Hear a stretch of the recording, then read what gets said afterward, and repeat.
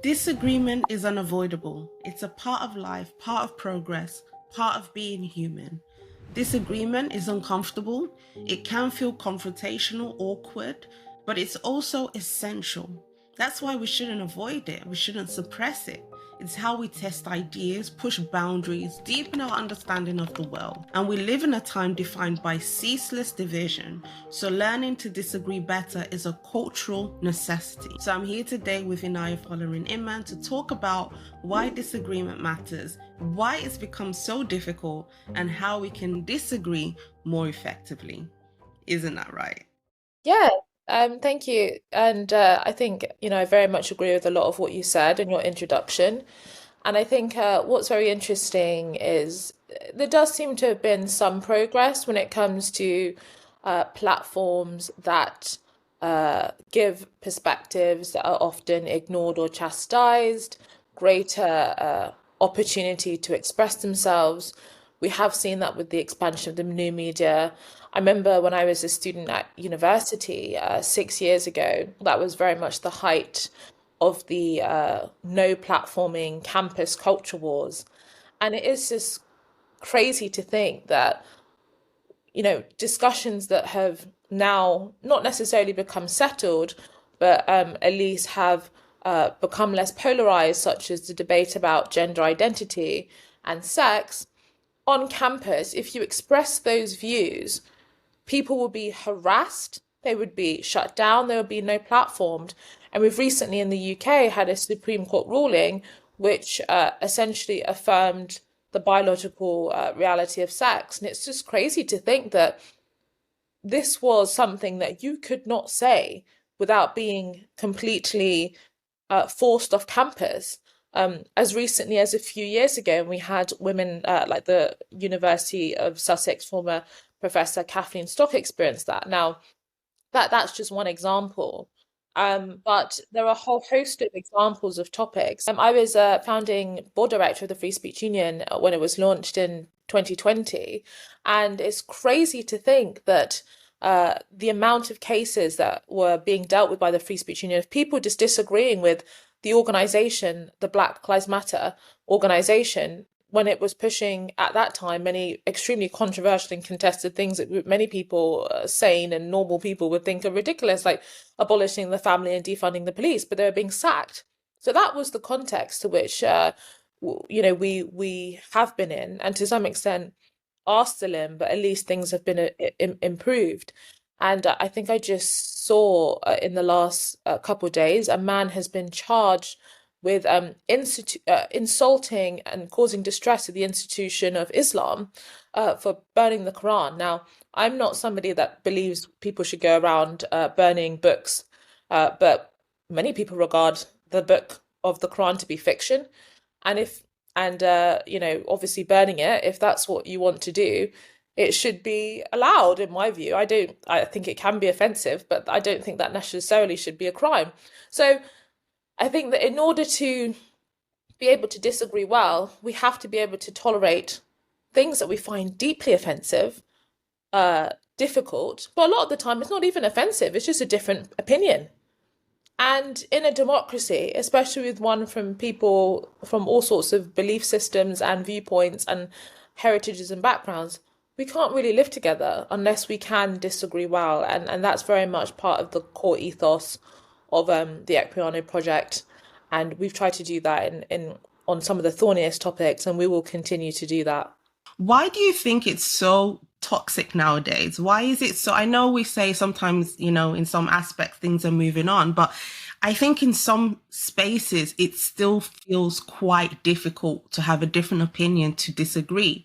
I was thinking about it a bit and I had like three thoughts of why this might be. So obviously we have just stark polarization in politics. Things have become so tribal. It's like there's no room at all for compromise. And it's like political parties have become new, I would even say, not just tribes, but even like races in some cases. Identities are so deeply entrenched. And I don't, obviously we all remember the time of, racial segregation and miscegenation attitudes and laws. I mean, even nowadays, you would still have things like, don't bring a white girl home, or, these kind of things. And I feel like even today, people would not date across party lines. And there's even data suggesting this. This is actually where we are today. And then we kind of have like this personalization of beliefs. I remember saying once, as a joke, people, they feel that you're erasing their identity just because you disagree with them. So it's like they tie their belief systems to their identities. So if you're disagreeing with a political view or cultural stance of someone, then it's a personal attack. So then the defensiveness comes, hyper emotionalism, and it's like their ideas become an extension of who they are. And I remember, I've said this a few times when people ask me, oh, do you think, when talking about like BLM stuff and racial tensions, whether things will die down and if people will let go of past grievances, I would say, to be honest, I don't think so, because some people are so tied and connected to certain narratives that to kind of, succumb to the idea that progress is made, it's like, I don't want that part of me to die yet. And Yeah, then, yeah, sorry. Go. yeah. I think one of the things that has caused so much polarization, I think, is the failure of mainstream institutions. If someone wants to hear a view about immigration, reducing immigration, they're not necessarily going to go to the BBC. And I support the BBC. I'm not one of those that believe that it should be defunded. But they're going to go to, for example, GB News. But actually, given that the majority of people in this country do want migration to come down substantially, that viewpoint should be reflected at least as much as the opposite viewpoint on the BBC. And I think when you can no longer trust the mainstream institutions to be able to bring different perspectives and genuinely reflect the country, then you're going to get silos. And what you have in silos are obviously echo chambers, which often have quite negative feedback loops in terms of trying to get people's attention and hold people's attention, because you're only talking to a small section and you've got to maintain that maintain their attention. Now, that's not to say that we shouldn't have broadcasters or newspapers or magazines that reflect a particular political viewpoint. Is more the fact that we should have ones that try and reflect the whole country as well. And when the mainstream institutions give up on that, then there are no spaces where we can actually talk to one another. For example, we did an event at the National Portrait Gallery in January in 2025, and that was really important for us because it was a symbolic decision to host it there, because this is a national institution that ostensibly is meant to represent and reflect the history and identity of the whole country. But how come there's almost never been a conversation there about identity politics and the politicization of identity and the rapid change of British identity? And so we hosted that discussion at our own cost. It wasn't given to us for free or anything, the venue. But it's like, again, that should be a place where debate and discussion about contested questions of identity are had, but that doesn't happen. So I think if mainstream institutions give up, then I think that leads to polarization, because then people just then retreat into different groups. But I think the point that you made about the personalization of politics, I think, is a really important one. I mean, in some senses, your politics is really important to our individual identities, you could argue. My belief in liberal values and freedom of speech and all of these issues, I hold deeply, deeply. But I also recognize that if other people don't believe them, I have to convince other people. And I think that is the thing that seems to have been given up, that people assume that, oh well, if that person disagrees with me, I don't have to convince them. I don't have to try and persuade them. I don't have to reflect on how I'm presenting my argument and why that's not resonating with people. I can just shut them down. I can just tell them they're a bad human being. And there could be, whilst take something like freedom of speech, whilst I believe in it, I can definitely imagine a situation where somebody disagrees with it because, for example, they've been subjected to huge racial abuse, and they associate people freedom of speech with people that use their freedom of speech to dehumanize other people. And so whilst I can at least empathize, I can at least imagine what it might feel like to be someone that sees freedom of speech as a threat. And therefore, as an advocate for freedom of speech, I have to then uh, adapt my arguments in a way to help people understand that censorship is not necessarily the answer to the problem that they arose. But that's the key thing that seems to be lost. So we no longer have to persuade, we no longer have to use that human imagination to empathize with others. We just have to shut down and create such a climate of fear where no one just disagrees out of just sheer self censorship. Yeah, and even worse than censorship, sometimes we see violence or threats of violence just because someone has an idea. And I fully agree with you when you say your politics can be tied to your identity. I have very strong views as well about particular things, but I think there's a difference in sort of valuing your own opinion and your own worldview and valuing sort of the marketplace of ideas in general. I have a thirst for ideas. So, I can, engage with and appreciate someone who has completely different ideas from me because that is what fascinates me. Now, of course, there are certainly some things, I was thinking about this sort of moral absolutism that some people have where they kind of they don't think of ideas in terms of practicality, it's in terms of morality. So if you compromise in a debate, then you feel like you're betraying certain core values. And sometimes I can get that, but there has to be a way to navigate that as well. So what I was going to say is that there are some things that I don't think there's any room for debate, such as crimes against children and so on, or pedophilia. But it's like, the majority of other things, there is room for discussion and debate, but I feel like some people treat those things as what I've just said, if that makes sense. And I saw some tweets sometimes going back to racial topics, and it's like, you can't agree to disagree when it comes to racism. And I'm thinking, no one agrees to disagree, that there are certain issues, maybe that even minorities face and so on. The issue was, the proposed solutions or how people were trying to get about in solving those inequalities. That's where the disagreement was. So, yeah. I think even when you said that there are certain things that aren't, um, you know, that are beyond debate, and whilst I actually do agree with you, there are settled issues, but we even have to remember that, for example, take something like crimes against children. Well, actually, what constitutes a crime against children to some extent is actually still being contested. So, say something like smacking kids. Mm. Now, this has been a debate in the UK for the last few years because some parts of the country have actually made it a crime to smack kids, whereas other people see it as a legitimate form of discipline to which you do see it, very common, particularly in the developing world. And so even things that we intuitively think is settled actually oftentimes aren't.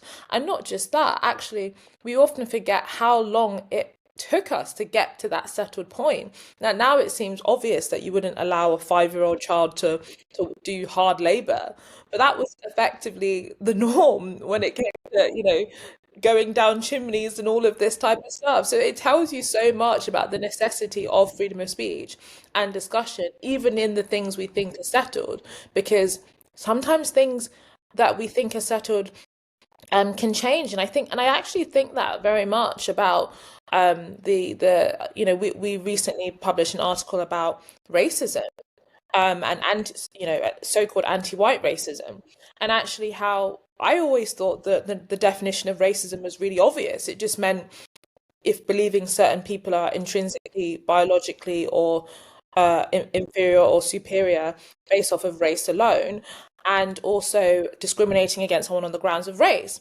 But all of a sudden, the definition seems to have changed because of certain activists.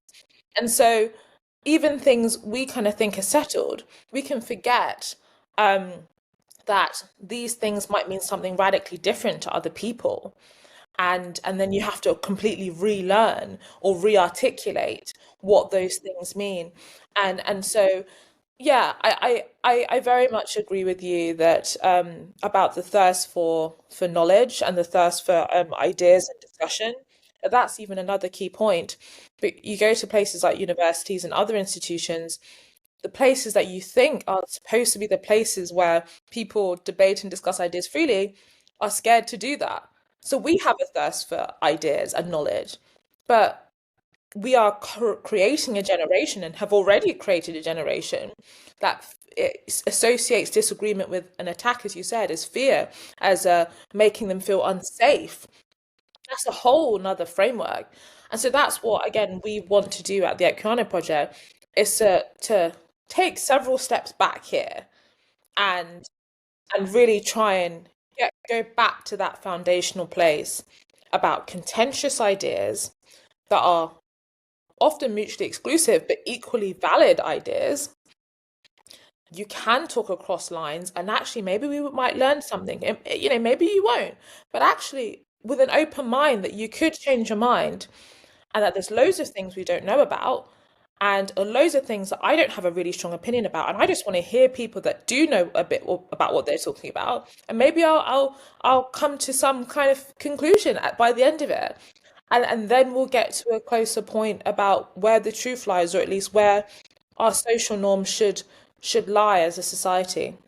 So, just talking about the BBC a tiny bit more, or shall I say mainstream media. So, how can we demand more accountability from them? Because I understand what you're saying, that in terms of the lack of sort of credibility because of perhaps certain mistakes that were made is driving people maybe to more independent media. I personally am one who thinks the BBC should be defunded, or at least there has to be some serious, because for me, I don't just say it as a political slogan. I see it as a way for them to actually get their heads together and actually, what do we actually want to sort of, how do we want to, share the news? And I think things have to be, done in a better way, censoring stories or the one-sidedness that we've been seeing when it comes to things like COVID, immigration, like you said, things like that. I think there are issues there. So if you're of the opinion that they shouldn't be defunded, what is another way that we can actually demand more, accountability from them or mainstream media? I think that's a completely legitimate point. And, disclaimer here, I've been a contributor for the BBC for a number of Yeah. years.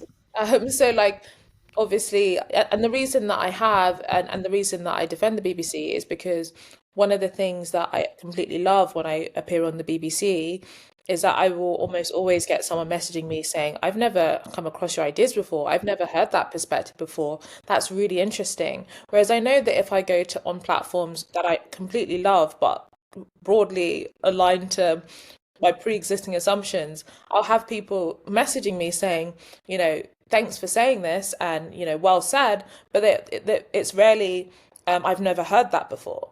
And so for me, that's or at least I've never, that it's not necessarily a completely new idea that it's never been in their realm.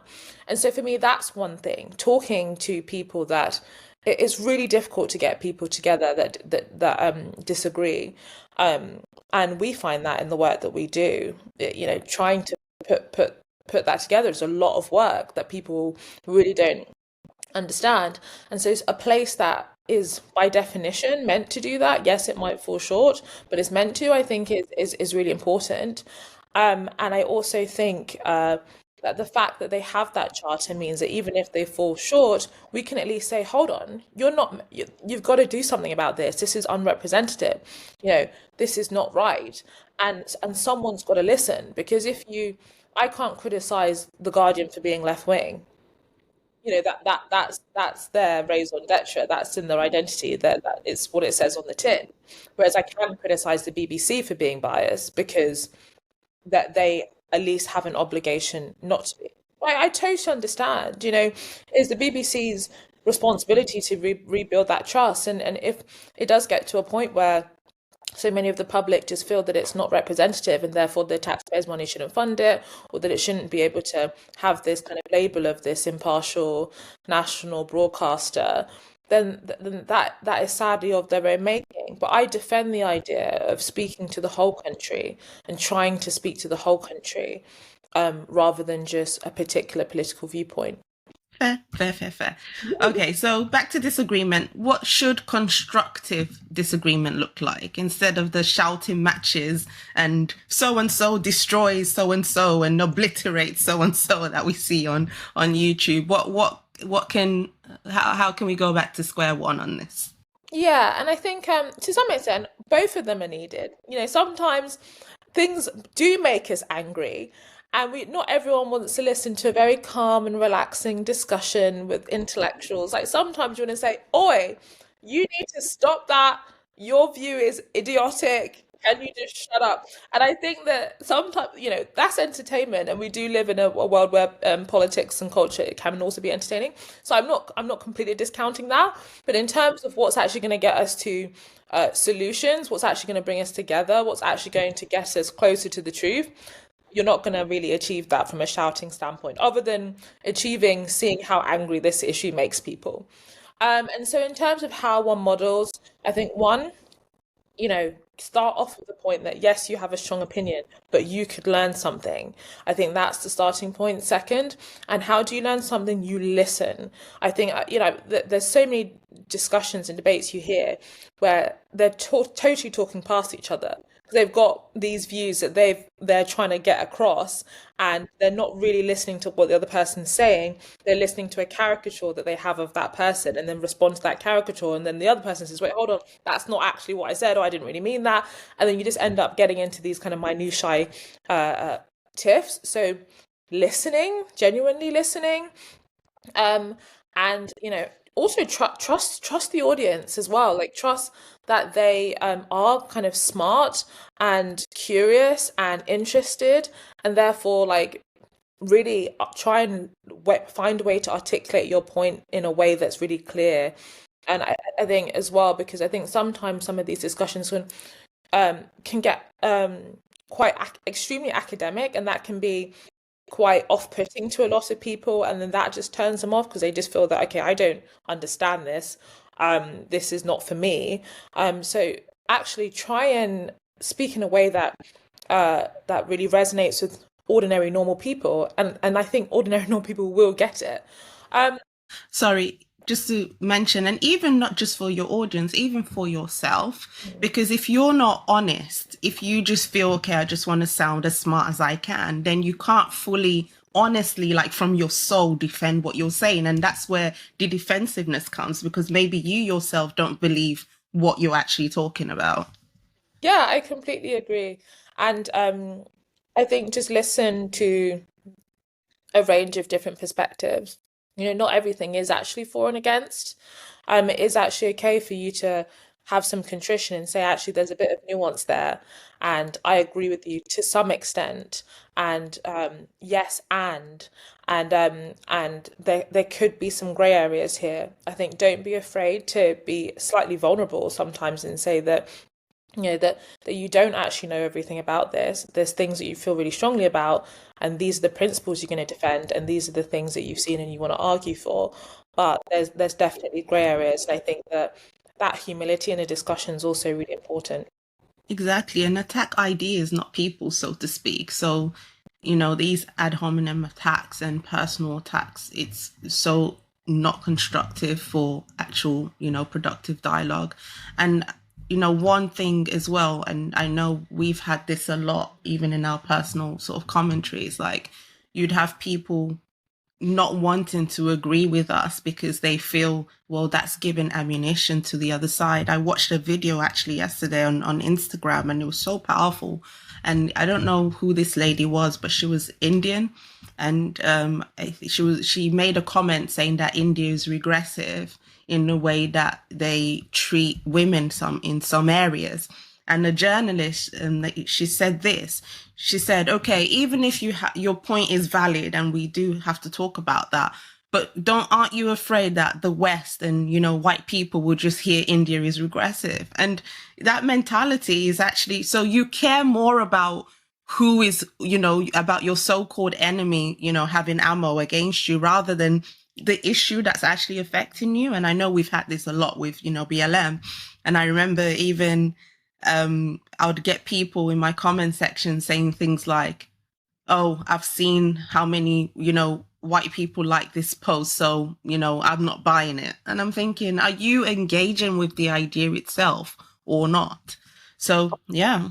Think that is such an important point. I have seen that consistently in so many different communities, and I think it's extremely dangerous to such an extent where, I think it can literally provide a huge cover for sickening violence and abuse, actually, where optics and reputation is prioritized more than truth, and and prioritize more than actually confronting issues, no matter how difficult. And I think you're totally right. I think that that was such a big deal when it came to people like black critics, for example, of identity politics. People were saying, "Oh, yeah, you're helping." You know, racists and actually why don't we focus on the arguments? And I remember I would do interviews in 2020 as well in a slightly adjacent point where people before I would talk about the issue on in relation to race, they'd often ask me, have you experienced racism? And I just think, well, I don't, maybe, but that's what's that actually got to do with my argument. If like I'm trying to talk from an objective, arguments-based standpoint, and anyone of any race should be able to make these arguments because it's a matter of principle. But it was often the fact that, if I hadn't experienced racism or if I had, it was kind of used to judge me at the validity of whether or not I'm an authentic speaker on this as well. So that's a kind of similar thing as well, the kind of authenticity politics, where yeah, who's actually saying it? But actually, if something is true, if something is factual, or if something is interesting or principled, it doesn't matter who is saying it as well. And I think we should be able to judge arguments on their own terms. And that's, again, the only way that we can actually get closer to any kind of consensus. Exactly. So we are actually starting something exciting, and that's why we're having this conversation. So why don't you tell us about it? Yeah, so we are launching a new podcast. It is called The Flip Side. And I think it really does what it says on the tin. We're bringing two people of, at least on the face of it, opposing views together in a debate and discussion on a contentious identity, moral, and cultural or social issue. And these would be people that are writers, thinkers, academics, campaigners, activists that are really passionate about a subject. And an example of the topics are multiculturalism versus assimilation, whether immigration is too high or too low, or the challenges of immigration and asylum, civic nationalism versus ethnic nationalism, knife crime. What are the causes and who's really responsible for this? How do we tackle this? These are debates that are urgent, necessary, important. People are crying out to be had, but oftentimes you get one view on one side, another on the other side, but they're never brought together. And if they are brought together, it's in a punchy 10-minute TV debate where you don't really get to explore the nuances of this discussion. So we've worked really hard over the last few months to put together some really interesting and exciting and challenging discussions. And we'd really love for you to join us on this journey of showing different sides of the argument in respectful, constructive disagreement and dialogue. And actually, oftentimes and sometimes, people might shift their view a little bit. Also, if you have ideas about the type of discussions that we could be covering on the flip side, we'd be very excited and open to hearing your thoughts and also suggestions for speakers and guests that you think represent a very interesting view, that maybe they don't get enough attention, or you just think that they're really good at making their argument. And it could literally be anybody, as long as they are confident to speak and to hear different views and to argue their point. So join. Each of us will be hosting different episodes, Ada sometimes, myself sometimes, but we think that this is important and we hope that you enjoy it. Amazing. So, yep, that's it for today. So let us know your thoughts in the comments about disagreeing better, but also watch the space for our first episode and first debate on the flip side.